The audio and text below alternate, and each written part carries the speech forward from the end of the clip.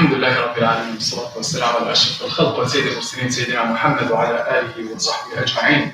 اللهم افتح لنا فتحا مبينا وارزقنا رزقا مباركا كريما. اللهم أعنا على ذكرك وشكرك وحسن عبادتك. In the name of Allah, the Beneficent, the Gracious, the Merciful, and may the peace and blessings of Allah Azza wa Jalla be upon His Prophet Muhammad sallallahu alayhi wa sallam, and upon his family and all of those who follow in his footsteps. Allahumma ameen, Allahumma ameen.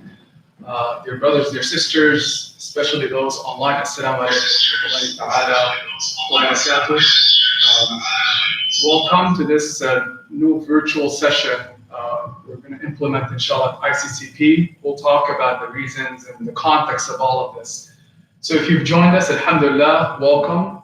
And let's get used to this, inshallah. So moving forward from this Friday, for the next several weeks, until further notice, when we resume the Friday prayers, we figured we want to stay connected to the community and provide the guidance, the spiritual support that all of us as a community need in these hard times. So at the time of the Jum'ah prayers, at 1:15, there will be no Jum'ah prayer here in the mosque.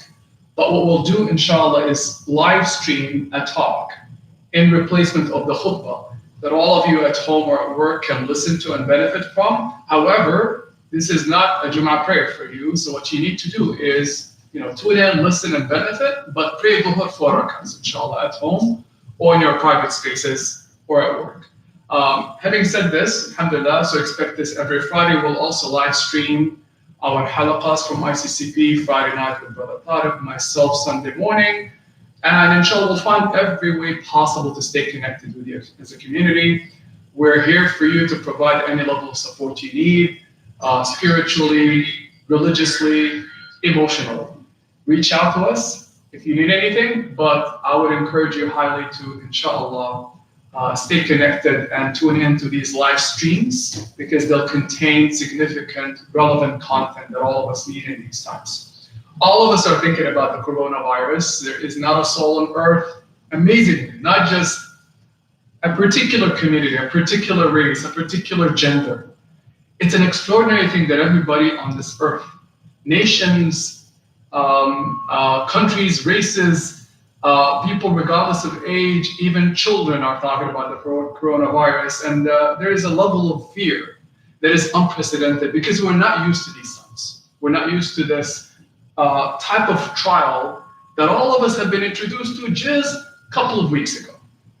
This is a time to reflect on all of this. This is a time to answer questions that all of us are asking that we don't have answers for. What I'm going to do in the next 20 minutes or so is attempt to provide all of us an answer from our Islamic perspective, from the Quranic and prophetic guidance that helps us to navigate these difficult times, these difficult trials, not just physically, but also spiritually and emotionally, so that we understand the context of all of this. And so that we understand that this is a means to get closer to Allah Azza wa Jalla. So what I'll do is, I'll discuss this from two levels today. This whole crisis, this devastating trial called the coronavirus, this insidious, pervasive, wide and far spreading virus that has afflicted this earth. When we look at it and when we hear all these difficult news of people dying, of colleges shutting down, of the stock market plummeting, of people dying, how do we deal with this? And I'm going to talk about two levels. First of all, the religious level, the Sharia perspective, that will help us understand how to answer questions, such simple questions such as, well, am I obligated to hold Jum'ah prayers? Here we are, we have to suspend Jum'ah prayers at ICCP. And I'll explain why.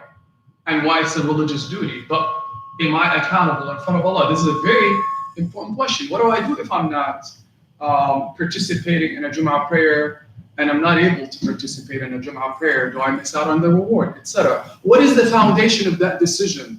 And why is it important to suspend Jum'ah prayers in these times is also a question I'm going to help you understand today. Second, and even more important, is the perspective, the spiritual perspective. What is it that we need in our hearts and souls to help us navigate through these times so we are able to find fortification and strength? so we can become role models for our children in these times, so that we attain and receive the highest of blessings and rewards. Because I'm going to tell you from now, the mercies, the virtues, the blessings contained within a trial of this nature are unimaginable. So who would have thought that these could also be a very special time for all of us? Special time to reflect on blessings and also understand what Allah is asking us to think about. Many people are frantic, but the faithful, those who are connected to Allah, are aware of bigger lessons and bigger meanings to think about. Let us begin, inshallah. As you're aware, as I said, we all heard of the directive from the state of Maryland, and also local government, releasing directives to discourage people from public gatherings, even places of worship. And why are they doing this? Because they've deemed it to be a public health concern, this coronavirus, to be a serious threat to the health and to the well-being and to the lives of people. And many people, believe it or not, are actually already carrying the virus. Do not be fooled by the confirmed cases of the coronavirus. Some people think, well, it's only like some people in Montgomery County. Those are the confirmed cases of people who have been tested. How many people are not tested, right? Virtually everybody else. So the virus is actually already present in tens of thousands of people, and they don't even know that they have it. So imagine when they come in close contact with others, they're going to infect them without even knowing. So religiously speaking, it's incumbent upon us as Muslims, and this is part of our faith, to comply with directives of the governments and the authorities that we live under. So in the state of Maryland, and the national government issues a directive advising us to do something specific, especially in times of crisis like this. We have to listen and obey. But when we listen and obey, we're not sacrificing. We're actually complying even with our religious guidelines. Allah asks us to do this. So we had to yesterday, and we've been monitoring, the board of ICCP monitoring this, hour by hour, and waiting for directives and recommendations from the government. When they asked us to not congregate and discourage this, we took it upon ourselves, just as the rest of the mosques in this area, to suspend every activity at our CCP, just as it is the case with every other masjid, including something as important as Jum'ah prayers. So you can tell it's unprecedented times. What's the foundation of this? Is there a foundation? Absolutely. In our jurisprudence, in our Sharia, it's founded upon a beautiful, authentic hadith of Rasulullah, where he says, "La darara wa la dirar." There is no harm and there's no causing of harm. Meaning what? Meaning that harm to the well-being, to the lives of human beings, is something we have to be most cautious of and protect at all costs. And it takes precedence, minimizing harm to people and to ourselves. And saving their lives takes precedence even over religious duties such as Jum'ah prayers. If we deem it important, or if we deem it a danger to gather in a Jum'ah prayer, think about what happens in a Jum'ah prayer. People are worshiping next to each other. One person, if they have the virus, they can spread it to hundreds of people. And those hundreds will affect thousands, and et cetera, et cetera. Suddenly, we've not only put people in danger, right? And we can be costing them their lives, but also we're straining our hospitals, our doctors, and the public, services, public health services. So we're actually essentially causing harm to unimaginable numbers of people across this land and earth. Imagine by us just deciding to not even pay attention to these important things. It's of paramount importance in Sharia. One of the central, most important objectives in our Sharia is actually the preservation of human life. Imagine, that's the beauty of our faith. It says your life and my life are so important. Not only your life, but you protecting the lives of others, including paying attention to their needs, physical needs particularly, and spiritual and emotional, and ensuring they stay alive, is greater than you congregated to worship in a private place. That's an amazing thing to learn about the beauty of our faith. Number two, Allah says in the Quran, يُرِيدُ اللَّهُ بِكُمُ الْيُسْرَ وَلَا يُرِيدُ بِكُمُ الْعُسْرَ. Allah wants ease for you and not difficulty. That's a beautiful rule in our faith. Wherever you're faced with two opinions, two options, one is more difficult and both are valid Islamically, you going with the easier one is actually virtuous, more virtuous Islamically. That's a beautiful thing. And I'll share with you what Rasulullah did.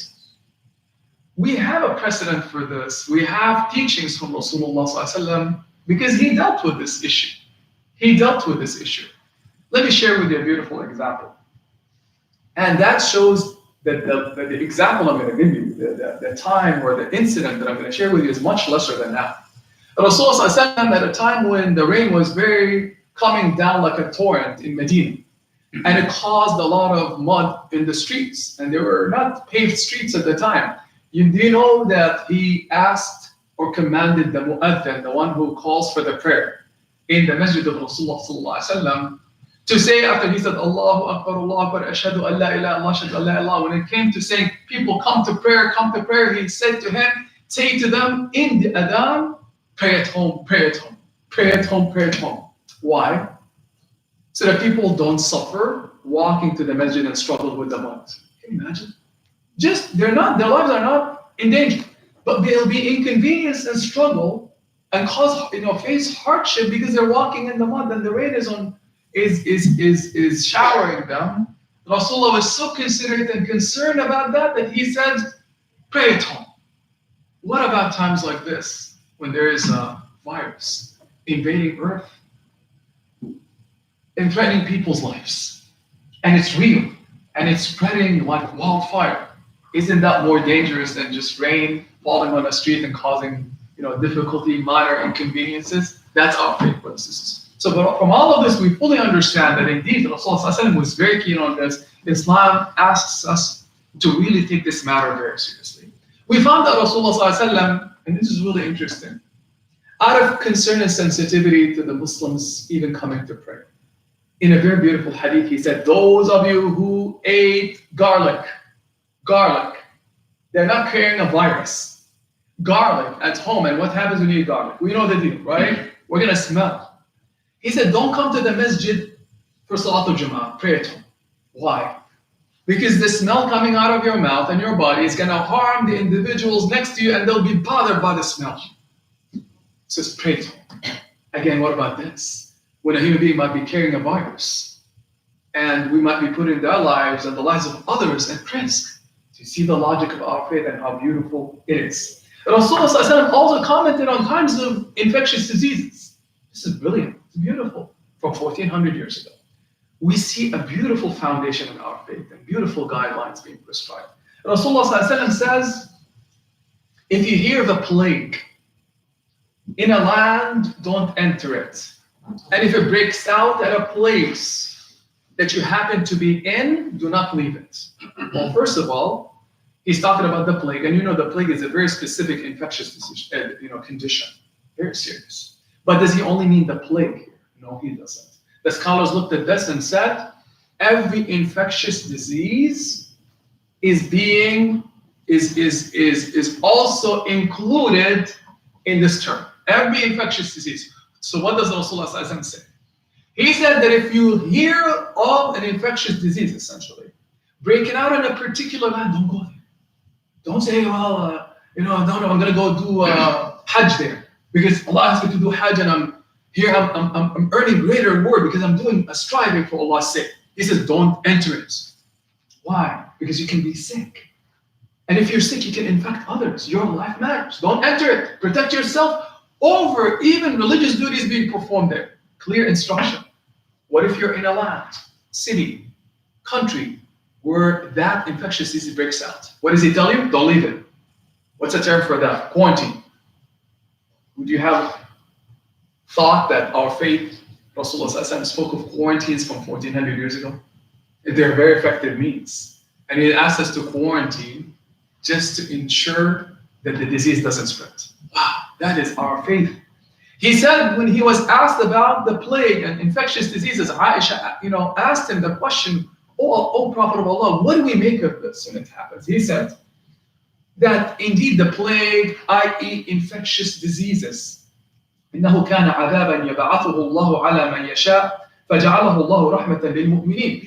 Beautiful meaning that Rasulullah invited us to reflect upon. He said, the plague or any infectious disease, when it happens, it's a torment for human beings. Isn't it a torment? Look at the harm that it has spread. Look at the fear. Look at the anxiety and the apprehension. Look at people dying and experiencing incredible pain. Look at the elderly who are particularly at risk. Look at the fear among the children. Look at the suspension of services, and look at people not being able to earn an income, right? Who work in restaurants or in service industries. Look and think of the poor. Think of people who cannot find anything on the shelves of markets right now and don't have the money to earn. Wow, what a torment. And imagine now those who don't believe in Allah. So it becomes like a punishment for them because all they know is this world. So it's a real torment. But he doesn't stop there. He says, but Allah has made it a mercy for the believers. I have to pause upon this and say, SubhanAllah, mercy? These times? This hard trial? This devastating pandemic? Is a mercy from Allah? Rasulullah says, if you understand. Mercy from Allah. And he said, sallallahu alayhi wa sallam, there is not a soul, a servant of Allah, who resides in a place that this plague or infectious disease breaks out. There is not a believer who is in that place where it breaks out, and he or she stays in that place, patient, endure, patient. And number two, محتسبا يعلم أنه لن يصيبه إلا ما كتبه الله له. He's wishing for the reward of Allah, knowing that nothing afflicts him or her except what Allah decreed, except that they shall receive the reward of a shaheed, martyr. I have goosebumps sharing this. Rasulullah said, if you're in a town, any place, right, where the plague or the infectious disease breaks out, and you just sit there, say, I'm going to stay in this town. I'm not traveling. I'm going to stay with my family, my community. I'm going to be patient. Patient means it's from Allah. I'm enduring this. It's hard, right? I'm not going to complain. Patient means I'm not going to blame it on Aisha or the president. I'm not going to blame it on China or Bangladesh or America. I'm not going to sit and whine about it and say, well, if it wasn't for this and this and that, this would not have happened. Patient means it's the decree of Allah, right? I'm going to hang in there, right? Knowing it's from Allah. That's patient. Second condition, to look forward to the reward of Allah. Bear that in mind. Look forward to the reward of Allah. And say whatever afflicts me is from Allah, good or bad, if you have fulfilled those two conditions. Even if you don't get sick and you don't have to die. Imagine without dying or being infected, you already received the reward of a martyr. You shall meet Allah like a martyr. Can you imagine? This is an opportunity given to us right now. An opportunity given to us. Every single person who's hearing this, who heard of this hadith, right now can have the intention and the thought in their mind, Ya Allah, make me a shaheed. Here we are. We have an unprecedented opportunity. We can't imagine. Who amongst us lived through a time like this? None of us. We've never experienced this. And here we are. My children, your children have also experienced this. Once in a lifetime opportunity. Even though it's very hard for you and me to be getting the reward of a shaheed, right? By doing two things, just being patient and enduring and not complaining and whining. And number two, saying, Ya Allah, reward me, give me the reward of a shaheed. May Allah grant all of us the reward of a shaheed. That means every single soul, every single person who believes in Allah, grant them the reward of a shaheed. There's nothing higher, by the way. To reach Allah, the highest ranking people on the Day of Judgment are the shaheeds. And imagine, just those of us just staying here, hanging in there with our country, with earth, just to say it's from Allah. Ya Allah, give us the reward and make us good people in these times. Patient, got it, done, promise of Allah. So it is very important now. I'm going to switch to the spiritual perspective. We need to, first of all, undertake all precautionary measures. It's part of our faith. To wash your hands constantly. Minimize distance between you and others. Brothers and sisters, yeah, we love hugging and kissing as Muslims. Don't do it, right? Don't do it. Seriously, this is part of our faith at this point. Exercise caution, right? Avoid crowds. All of this is part of our faith. Listen to the authorities when they prescribe guidelines and policies. Part of our faith. You're earning the word of Allah when you do that. But number two, spiritual. My heart is still afraid. I'm anxious. Our children are anxious. My daughter just yesterday said, oh my goodness, what's going to happen? We're going to die? Right? Children, what can I imagine if they look at parents and the parents are freaked out? How do they feel? Are we afraid? If we're afraid, it's natural. We're human beings. Allah reminds us in the Quran that this is a realm of toil. Wallahi, this virus came to remind us. And this is a very significant spiritual angle on this whole thing. That those who don't believe in Allah and in a spiritual realm and a reality beyond this world will never connect with. We have a gift, treasure, where we see this indeed as nothing but a test from Allah, because this life is a realm of toil and pain. Allah says in the Quran, وَلَنَبْلُوَنَّكُمْ بِشَيْءٍ مِنَ الْخَوْفِ وَالْجُوعِ وَنَقْصٍ مِنَ الْأَمْوَالِ وَالْأَنفُسِ وَالثَّمَرَاتِ. We shall afflict you with something of fear, hunger, loss of life, health, etc. وَبَشِّرِ الصَّابِرِينَ. And glad tidings to the patient. Those who when afflicted, they say, إِنَّا لِلَّهِ وَإِنَّا إِلَيْهِ رَاجِعُونَ. The first thought that comes to the believer when they're afflicted, when their community, country is afflicted, is إِنَّا لِلَّهِ وَإِنَّا إِلَيْهِ رَاجِعُونَ. We belong to Allah. And to whom we return. When you get this, Allah says special mercies will come to you. The protection of Allah will come to you. This is amazing. So within these times, we have to pay attention to this virus that Allah sent, His decree. And we might be looking at something as harmful, and it is harmful, but within this trial are mercies of Allah. We have to understand as Muslims that this is qadar Allah, the perfect decree of Allah. Perfect. There's no avoidance of it. And you are and I are meant to go through it, and it's perfect. Behind this pain, behind this struggle, behind these deaths, behind these trials, is a purpose, divine purpose, bigger than our imagination will never understand. There's a lot of good in this beyond our imagination. I mentioned one, you can get the reward of a shaheed. This is a time to remember that life is fragile. Isn't it true? Those of us who are living life, we forgot. That life has an end. That sooner or later we're going to die. Well, Allah came to shake us a little bit, awaken us out of our unconsciousness. We're racing through life and we forgot that things will catch up with us. And that whether today or 10 years from now or 50 years, we're going to have to go back to Allah. This microscopic creature, Allah tells us in the Quran, it's a soldier of Allah. And no one knows the soldiers of your Lord but He. Can you imagine? I was thinking it's about a coronavirus, we can't see it, it's causing death, etc. It's a soldier of God. And He's controlling it, yes. Just as He controls the heavens and the earth and the mountains and your heartbeats. Allah tells us it's under my control. Everything in the heavens and on earth are under the control and power. And look at how weak we are in the midst of this. Against a microscopic creature we cannot see, the whole world is at its knees. We don't know what to do. We're powerless.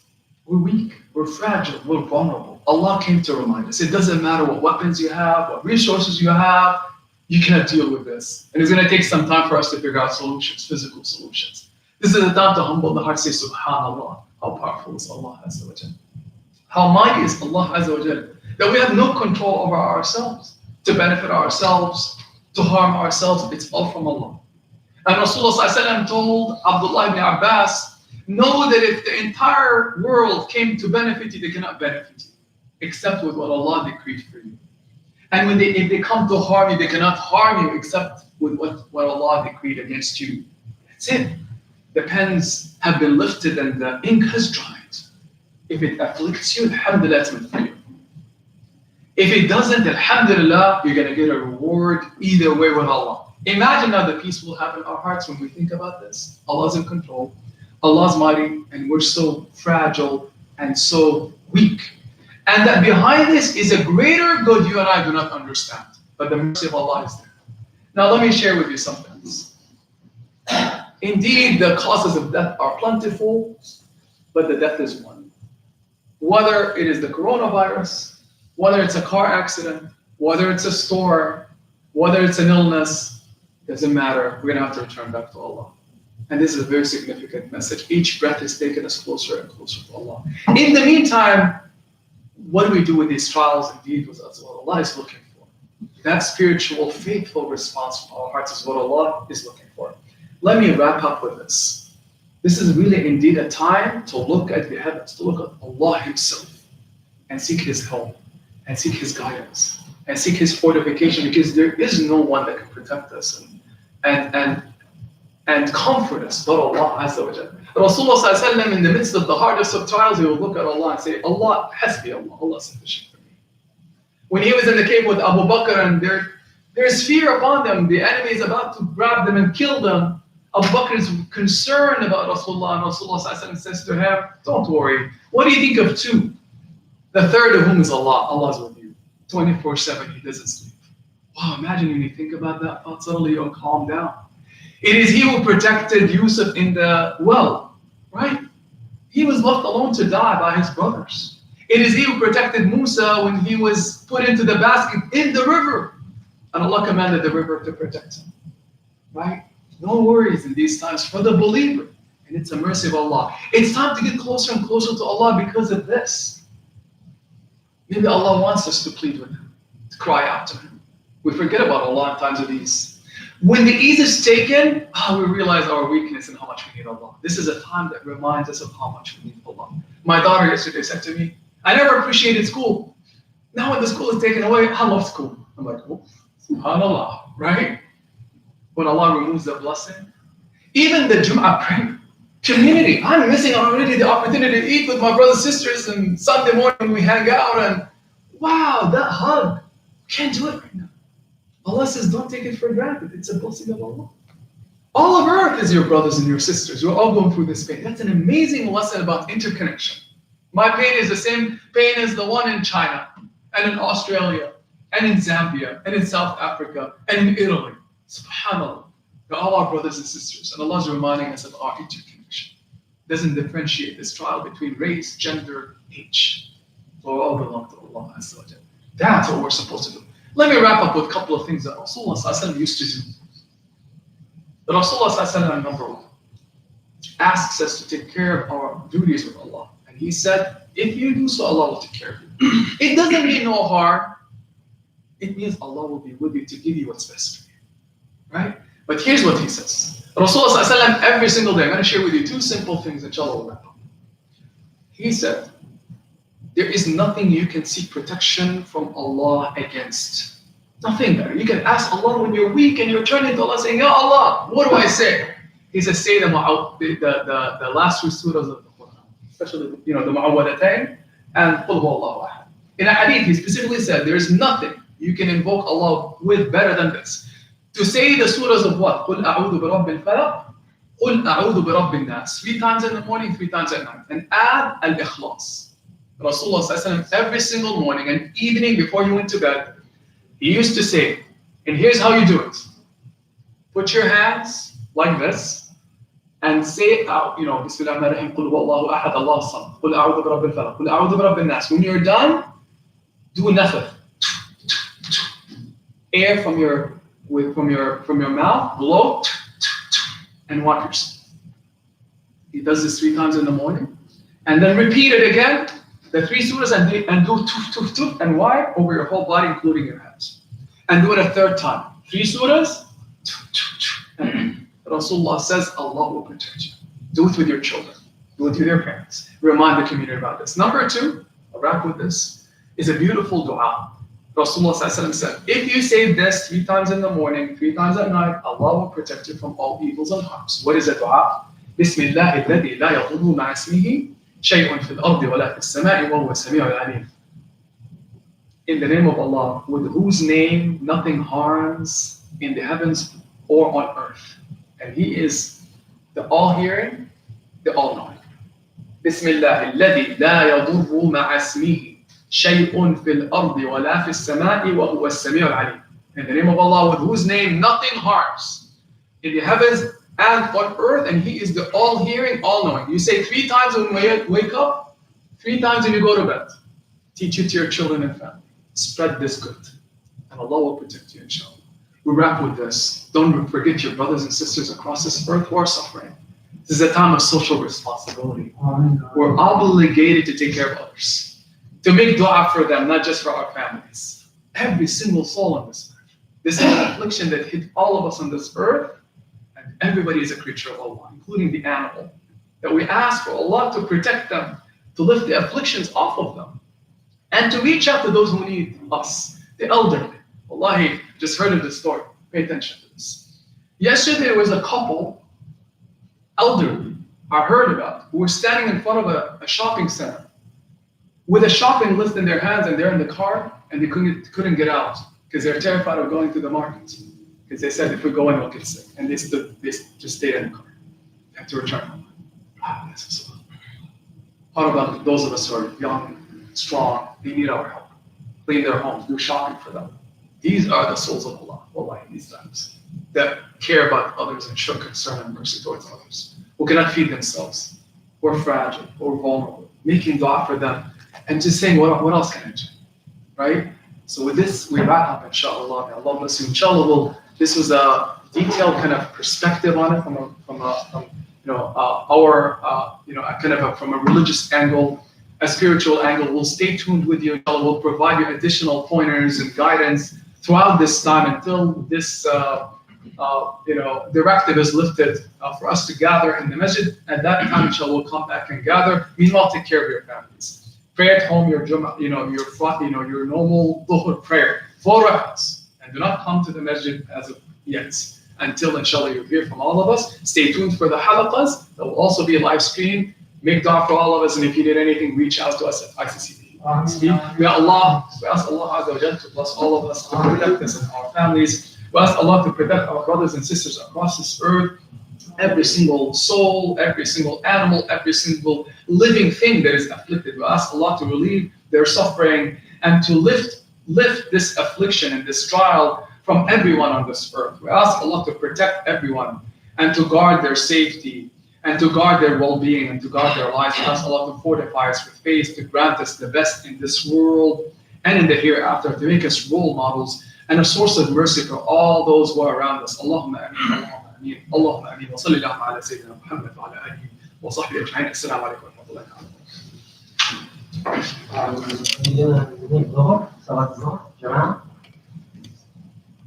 You stop.